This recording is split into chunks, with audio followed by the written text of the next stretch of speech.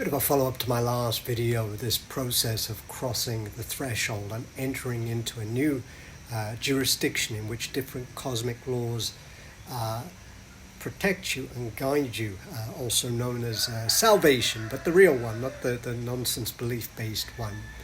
I guess what I can tell you is that it is fairly mundane. What I see people, especially when they haven't really done the work or they're still carrying trauma, which will guarantee it'll distort your spiritual goals and your journey ultimately. But what I can say is that crossing the threshold it's beautiful, but it's kind of mundane. I think what people are really looking for very often is a sense of power over their life, power to do magic, power to affect reality. And there's many systems that will give you that, but it's always a trade in which your energetic psychic output will be harvested, and in exchange you'll get a few tricks.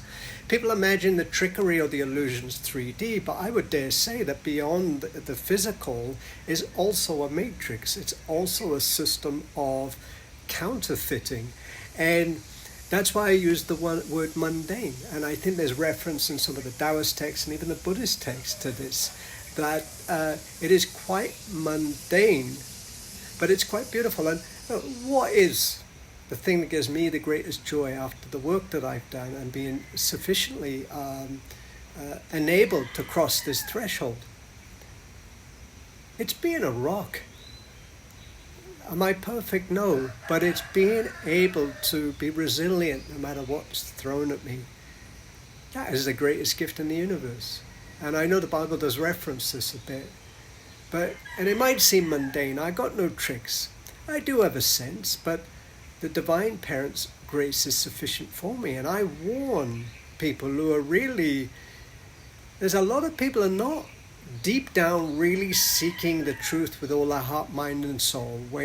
If they're willing to be honest and really look more closely, they're seeking power. And they want tricks. And they want, magic. And, you can see that with all of this reality creation books. And obviously we have an effect on reality, but that is held within a greater narrative that we need to connect to if we ever hope to transcend the matrix, so to speak. So I just wanted to share that, and I hope it helps someone.